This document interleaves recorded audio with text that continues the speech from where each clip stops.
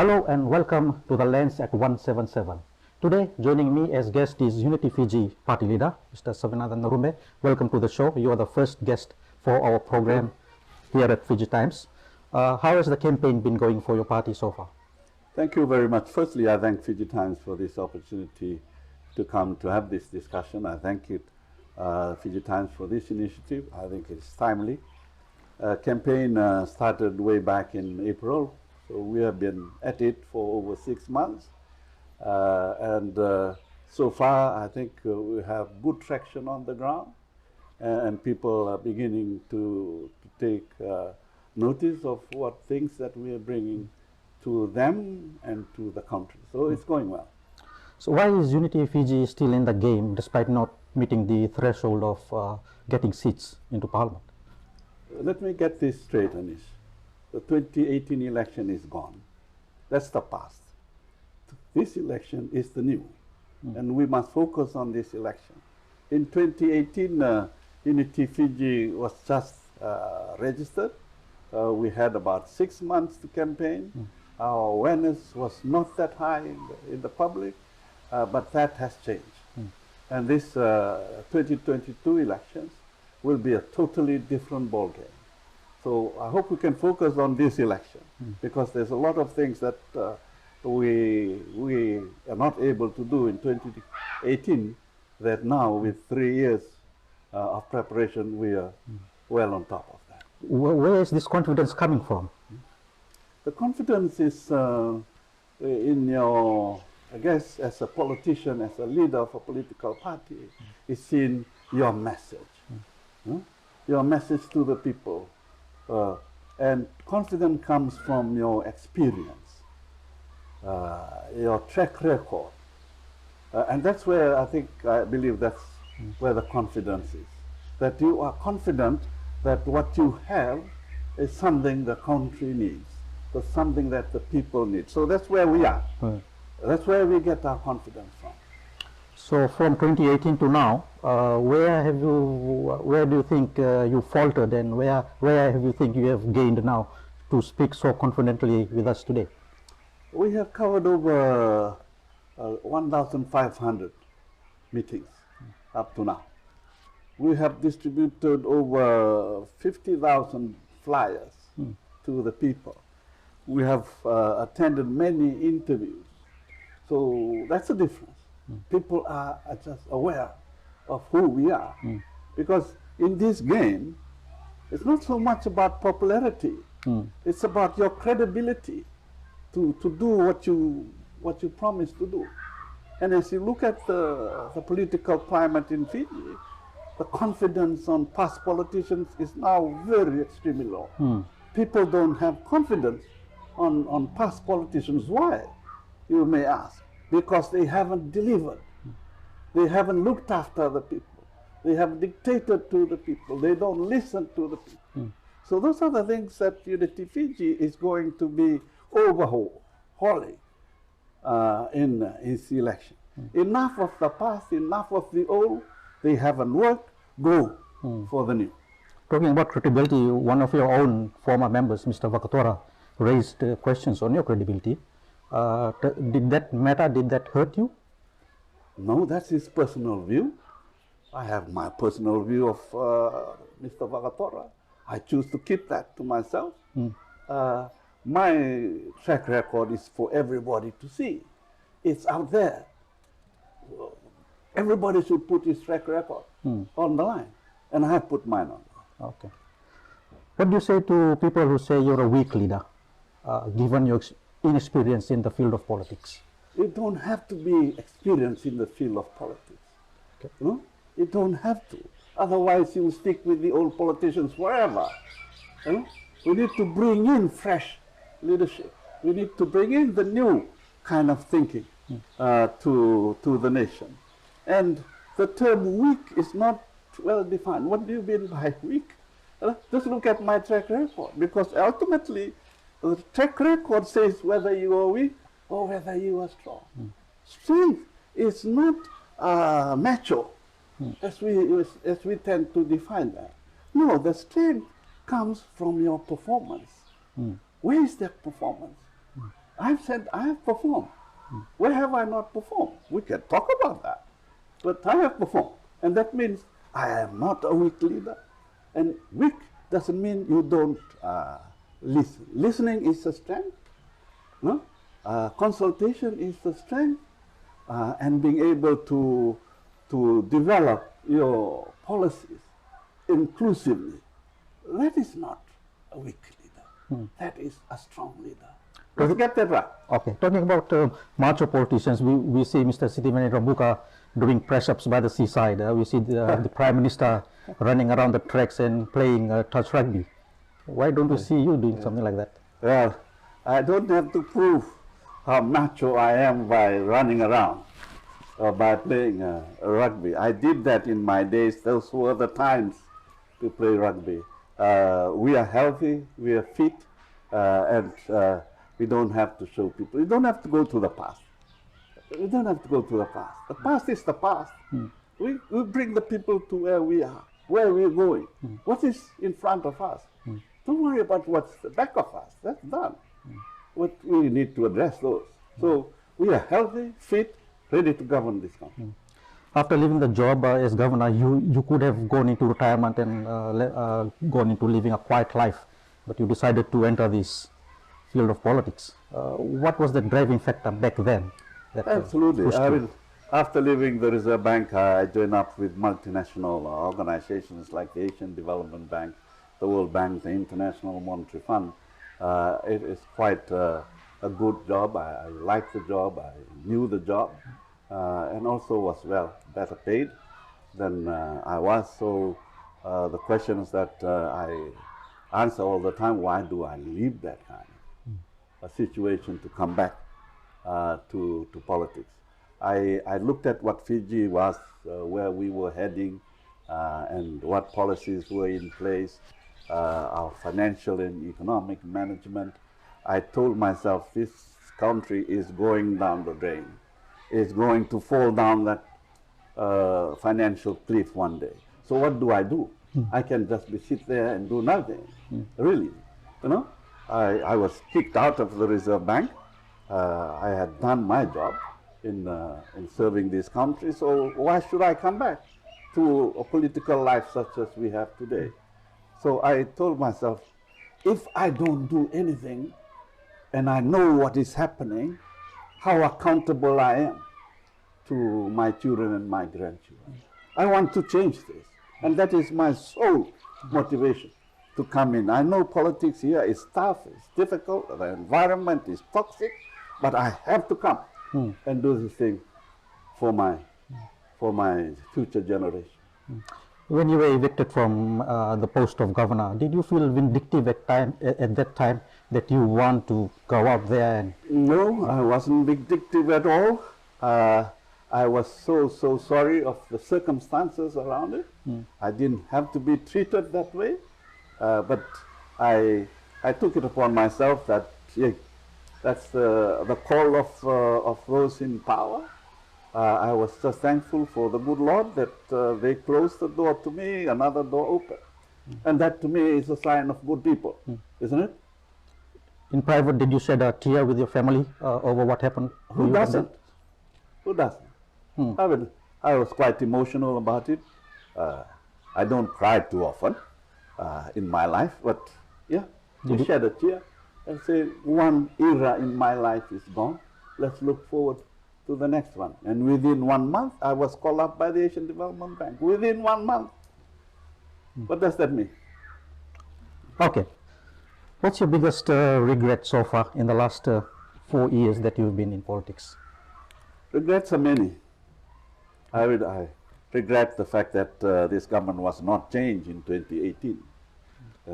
I regret that. And we are paying a big price for that. Our nation, our children are paying a big price for this leadership of the government we have. So I'm regretful of that. I am regretful that my efforts to unite all opposition parties didn't happen. And that I was quite disappointed. That as leaders of opposition political parties, we didn't see the need to come together and fight this election together in 2022. So there are few other regrets of our economic, financial management. So there are a lot. But we look forward to this change in government. On the same note, do you regret the electorate did not listen to you? Yes, I regret that. But that is the reality of the ground. It is a challenge for us to then go out to the electorate and show them who we are. And that's exactly what we have done in this campaign. So they are much more aware of Unity Fiji, much more aware of what we have done. You must be crunching some numbers. What's your forecast for the election outcome for this year? Do you want a realistic or optimistic one? Give me the optimistic one first, and then we go into a realistic one. Yeah, optimistic is to win 28 seats and govern by us and win the government. Okay. Realistic? The realistic, we think we'll hit 18 seats, 1/8. Yeah. But right now, with our manifesto out, we are going from the realistic to the ideal. Okay. Who's your biggest opponents going into these polls? There are a few, and we all know them. Fiji First is out there. He has a lot of funds. He's campaigning very, very hard. The billboards are out, proclaiming exactly the different things that they have done from what is in the billboards. But that's marketing for them. So, yeah, I think so their pie is still going to be strong and pep. Given what you have said about Fiji First, will you work with them if the need arises to make up government? I entered politics precisely because I thought this government has to change. If I thought that they were good, I would have stayed where I was.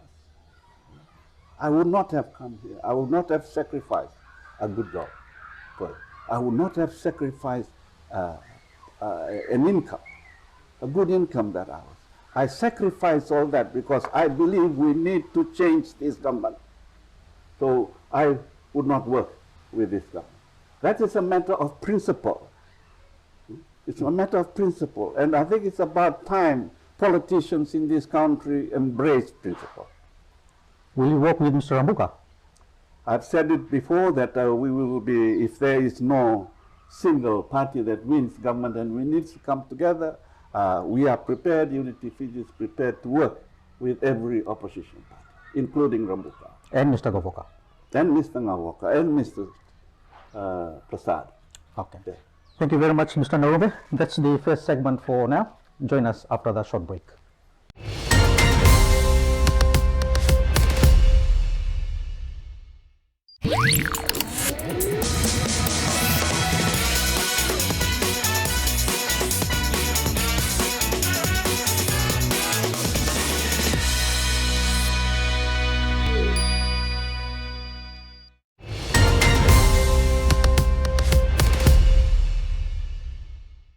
Welcome back, and today we are talking to Mr. Savenaca Narube. Mr. Narube, let's continue the discussion. If you had the chance to do something differently in Fiji today for the people of Fiji, what 3 things would you do? Oh, that's a tough question. I think to do it at the national level, firstly, if I had any control whatsoever, I would have not allowed any coup to happen to this country. We have paid dearly for the coups, and we'll continue to pay for that coups.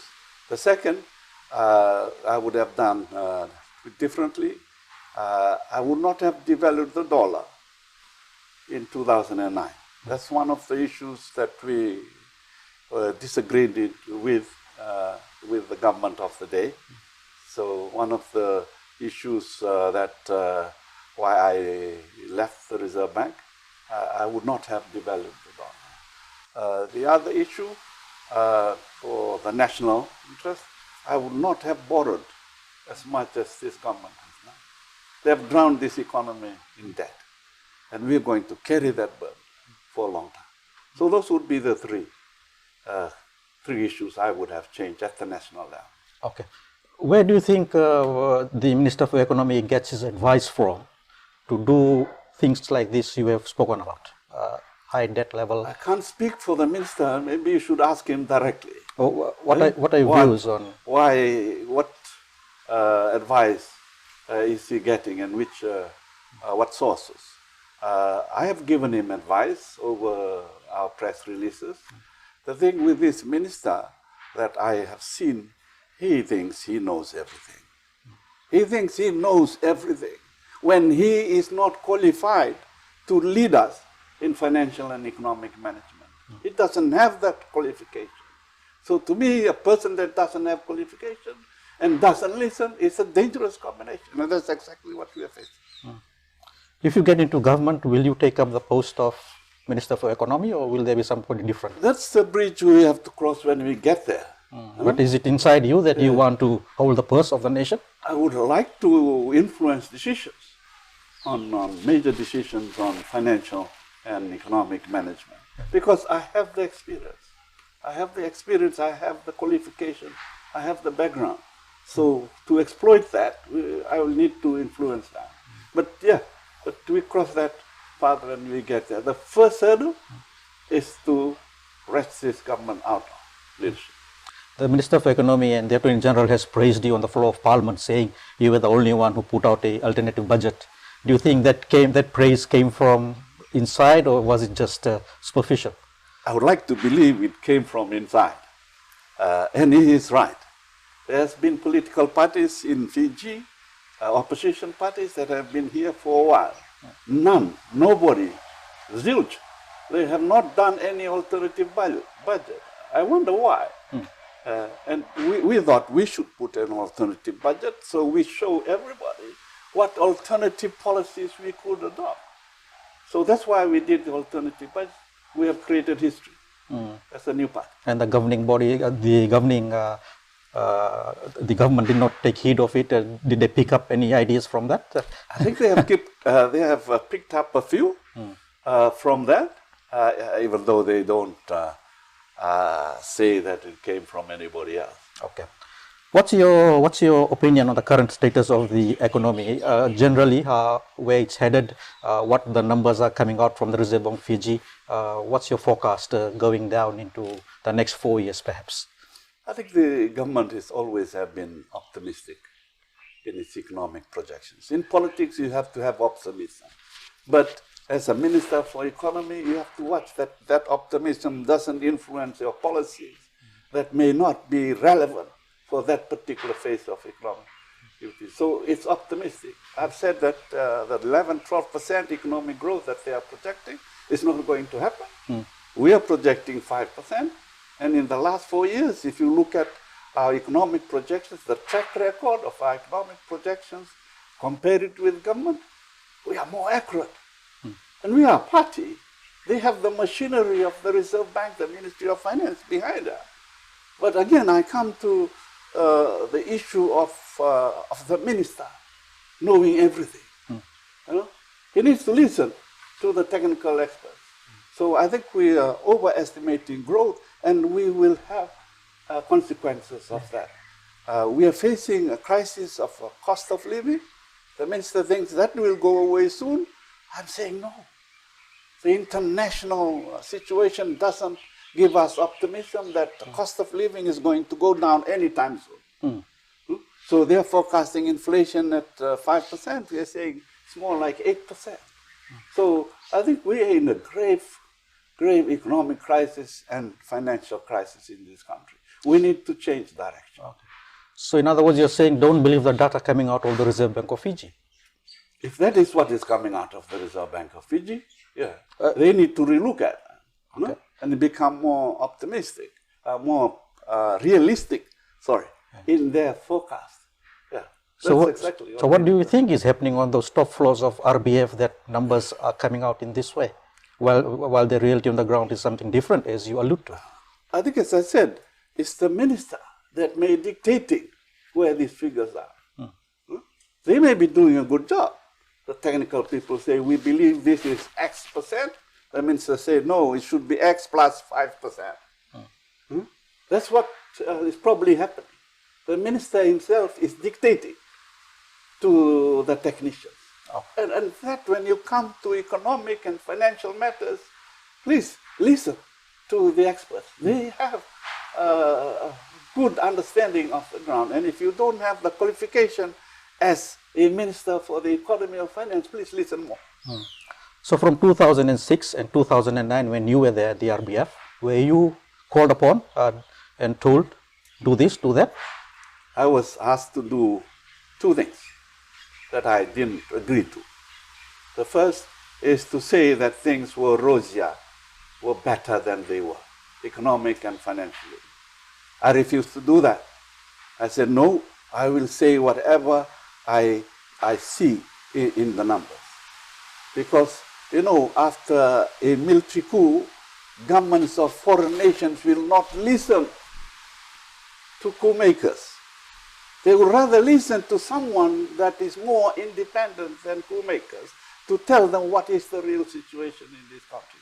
So they would listen to a governor of the Reserve Bank, if there's one. So that's why the government of the day, they were interim at that time, were asking me, tell the nation, tell the country, tell the world that we are doing better than what we are. I refuse to do that. The second, they want me to devalue the Fiji dollar. We'll touch on that. I told them, this is not the situation to be devaluing the dollar. Because when you devalue the dollar, you pay more for your imports. Why should people pay more for the imports when the jobs are few now? You just had a coup 2.5 years ago, so things are not really, really strong. So those are the two things that I disagreed with. And I think that contributed to me being kicked out of the Reserve Bank of Fiji in 2009. Let's talk about your plans for the country in terms of economic growth as part of your manifesto. What are some of the key things you are bringing to the people? Yeah, Nish, I'm glad you asked that, because we have to start at the foundation of growth. You know, if you build your home, you want your foundation to be strong, right? Otherwise, your building and might collapse. So our foundation, economic foundation, is very weak. Why? Because we have ignored the resource-based industries. We have ignored them totally. We have concentrated on tourism, which is good. But I think the secret of our growth should be back to resources. You know, the government based their growth, the Bainimarama boom and the Bula boom and whatever booms are there, they based it on what? Spending by government. If you base growth on spending by government, what will happen is your debt is going to rise. And that's exactly what we are facing right now. So for me, we need to start from the foundation of growth. Go back to your resource-based industries. And we have a program in our manifesto that will revolutionize this economy by using natural resources. The second, you spread the benefits of growth more evenly. The disparity between the poor and the rich is widening in Fiji, partly because government puts more emphasis on the rich rather than on the poor. So we'll have to rebalance that. And secondly and thirdly, we need to bring back those freedoms. The rights to basic services like housing, water, health services. We need to do that. And lastly, Nish, we need to solve or heal the wounds of the past. If we're going to go forward, we need to look backwards and see what are the hurts are still there. We have hurt a lot of people in the last 20 years. The coups have really fractured us. So we need to go back and heal that. Because if you go forward, we need to be united. And that's why we're healing the wounds of the past. With those foundation rights, I think we can look forward not only to a prosperous and a healthier, a happy nation. I think we'll look at national unity that we have been eluding us for a long time. Do you want somebody from this government who was there in the interim government to say sorry to you, to what they did to you in 2009? No, I don't expect that. I don't even ask for it. Thank you very much, Mr. Narube. Join us after the break.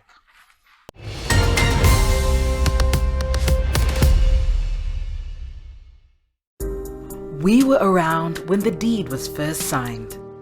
We were around when the first car engine roared. We were around when the very first was crowned. through devastations, jubilant celebrations, and the milestones. We will continue to be around to bring you all the stories first.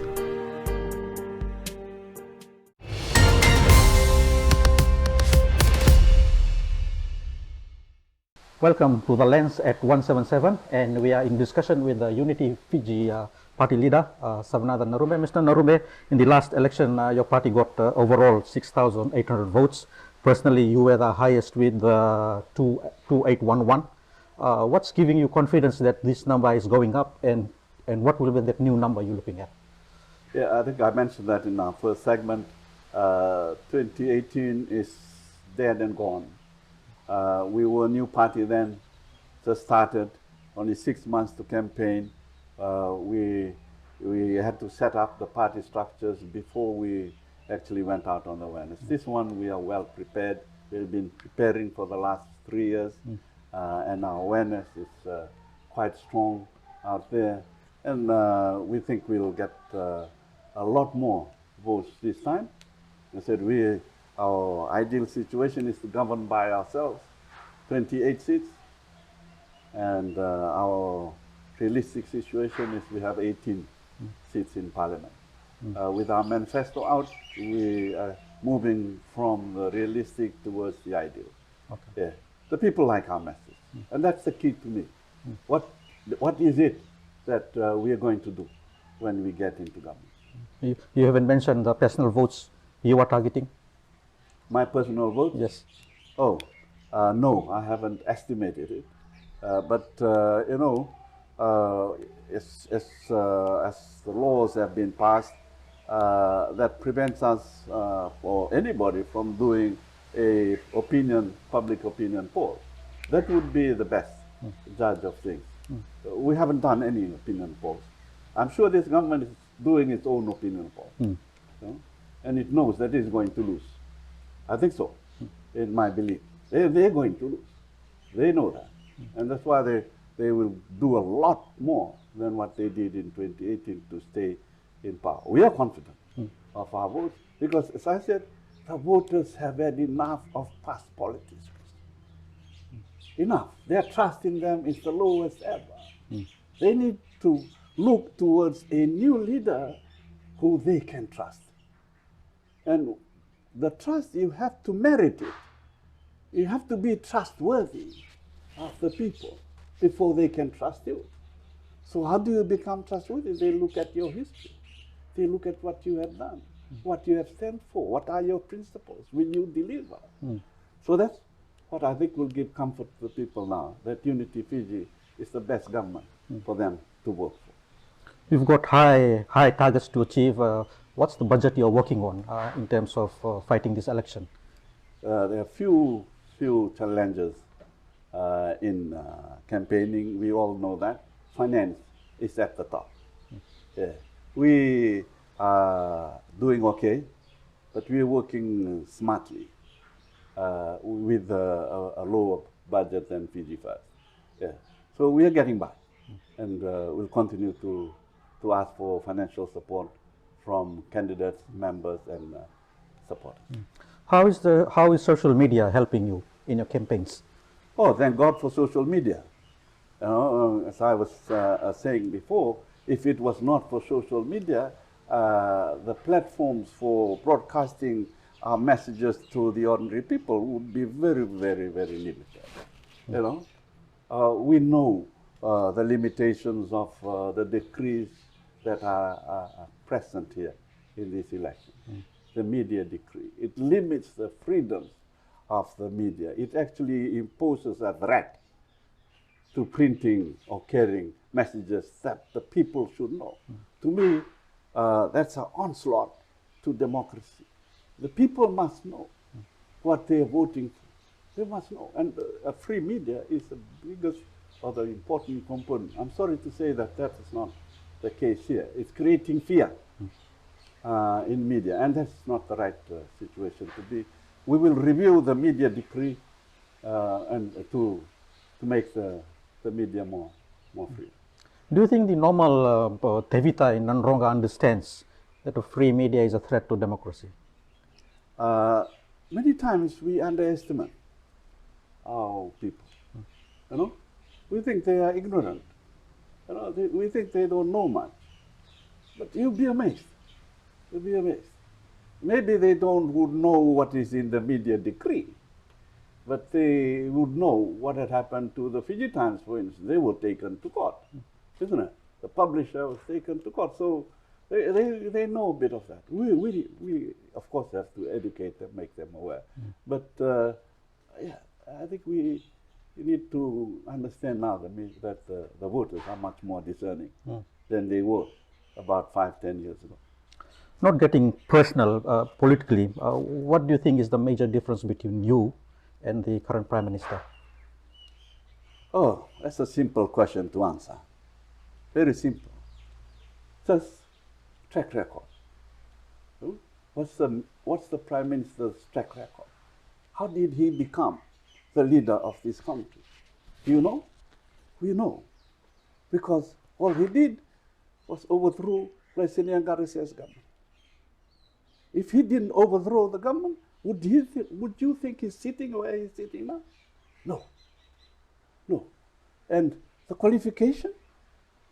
What qualification does he have? I won't go there, but I have qualifications. I have experience. I worked at International Monetary Fund, the World Bank, the Asian Development Bank. Where has he worked? That would give us confidence that it's on top of the economic, financial problems that we have. So that's the big difference. And difference between yourself and Mr. Sitiveni Rabuka? Yeah, the same. The same. He has been a former Prime Minister. Yeah, but why did he become Prime Minister? Did he come in through the front door? No. What did he do?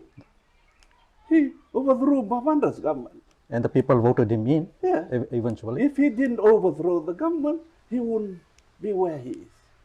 Would you say that's correct? That's your assessment of him? Yeah, that's correct. If he just said, okay, I want to run for parliament, I will go and contest the election, would you think he would have won? No. He won because the reputation of being a macho leader as a coup maker, that opened the door to him. When he became elected again, was because of his reputation. And we are paid daily for that, haven't we? And our children will continue to pay for that for a long time. That's the major difference. Qualification, experience, that's what counts when you are a leader. Your breadth of experience, your international exposure. That's what counts. And people must try to understand that that's what makes a leader, not reputation of overthrowing any illegal government. I hope you have modest comments about Mr. Gavoka. What's the major difference between you and him? Gavoka comes from the private sector, but look at our qualification. Look at our track record. Look at that. I have been a governor of our Reserve Bank of Fiji. I've been a permanent secretary for the Ministry of Finance. I've been chairman of numerous boards and directors of big companies. That's the difference. That's the difference. And that applies to Mr. Gavoka. You are a small party. There are several other small parties in the game now, out of the 9 political parties. And the accusation is, the assessment is, you guys will break up the Itoke vote in these elections. What's your comments to that? Let me just clarify clearly, we are not a small party. Definitely not. You were talking about 2018 again, Anish. Forget about 2018. Everyone has the rights to establish a party. That is in the Constitution. But of course, it's up to us voters to determine whose party we're going to vote for, whose leader. That is our right. I think we should not be blaming people for establishing parties. That's their right. But saying to them, please, the voters, vote for the right leadership, the right party. Because that's what we can influence, our votes. And if we vote for the right party, the right leader, yeah, our problems will be solved. That's what my take on this. Don't focus on the smallness, on the newness. Just focus on what that party brings to the people. If they don't bring anything to you and your family, don't vote for them, vote for one that does. If you lose, you don't make the parliament, will you continue in politics? Oh, that's a bridge I'll cross when it comes to But it's a simple question that anybody can answer. Yeah, but I don't have the answer right now. Normally, I'll have the answer after the election. Normally, a politician who loses 2 elections will say, okay, Because that's losing is not in my horizon. okay. You know? Losing is not. I'm here to win this election. Okay. And I am confident with the people's support, the awareness of what we can do for you and your family and the future for our children. I'm confident we will win. On that note, a simple question in the end, why should the voter vote for you or your party? You explained in the beginning, but simplify it for us in the end. Yeah, okay, yes, we have covered this in this interview. I think what we need to vote for is the leader. Vote for a leader that is clean. I am clean. Unity Fiji Party has no baggage. We are clean. Vote for a leader that can deliver the solutions to your problems. The solutions are economic, financial solutions. Look for a leader that knows the solutions to those problems, not pretenders that are many around to do that. Look for a leader that can restore the confidence of all the communities, all the ethnic groups in Fiji. We need a leader that has broader support, that you can trust to lead us to where this Fiji should be, a Fiji that is so beautiful that we want to live here and live in peace and harmony. We need a leader to take us to that position. Thank you very much, Mr. Narube. So that's the program for with Mr. Narube. Join us again tomorrow with a new episode where we will have another political party leader joining us. Thank you very much for joining us.